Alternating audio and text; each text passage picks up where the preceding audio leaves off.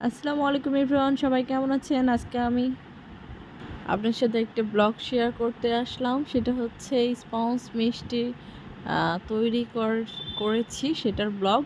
তো এটার রেসিপিটা আমি আপনারা চাইলে পরে দিয়ে দিব। তো আজকে যেটা তৈরি করছি সেইটা ব্লগটা আপনাদের সাথে শেয়ার করতেছি। রেসিপি এখানে দেওয়া নাই পুরোপুরি, তো পুরোপুরিটা পরে দিয়ে দিব, সমস্যা নাই।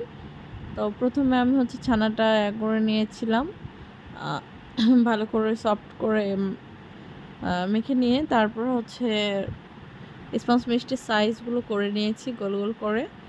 তো তারপর আমি যে পানি আর চিনি দিয়ে শিরাটা তৈরি করেছি, সেখানে হচ্ছে সাদা এলাচ, তেজপাতা, দারুচিনি দিয়েছিলাম টেস্ট বাড়ার জন্য। তবে শিরা তৈরির ব্যাপারটা হচ্ছে পানি আর চিনি যখন হচ্ছে মিক্সড হয়ে যাবে, পুরোপুরি চিনিটা গলে যাবে, দেন তারপর হচ্ছে সুন্দর মতো পানিটা ফুটতে শুরু করবে, বলক উঠবে, যাকে মানে আমরা এইভাবে বলে থাকি। তো ফুটন্ত অবস্থায় দিলে মিষ্টিটা ভেঙে যায় না, মিষ্টিটা পারফেক্টলি হয়ে যায়। ছানা দিয়ে বানানো স্পঞ্জ মিষ্টিগুলো আমি হচ্ছে শিরাটা যখন বলক উঠেছিল তখন দিয়েছি।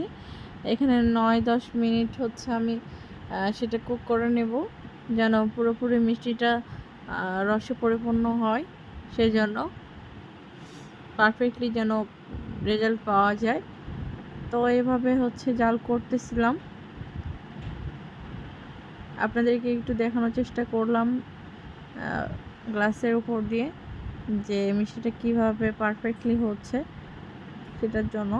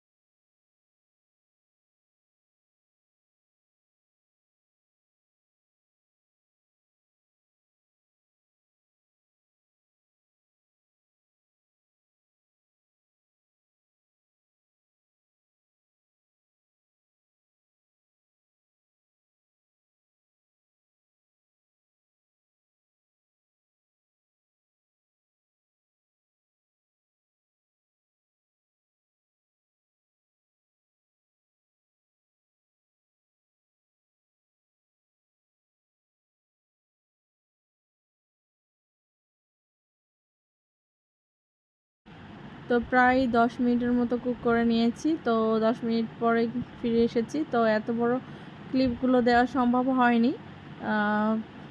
এখন হচ্ছে আমি ঢাকনাটা খুলে দেখাবো পারফেক্টলি কীভাবে স্পঞ্জ মিষ্টিটা তৈরি হয়েছে। এগুলো এখন সারা রাতের জন্য রেখে দেব ফ্রিজে ঠান্ডা করার জন্য রসে পরিপূর্ণভাবে। এর মধ্যে স্পঞ্জ মিষ্টিটা ভালোভাবে তৈরি হবে। সবাই ভালো থাকবেন, আল্লাহ হাফেজ।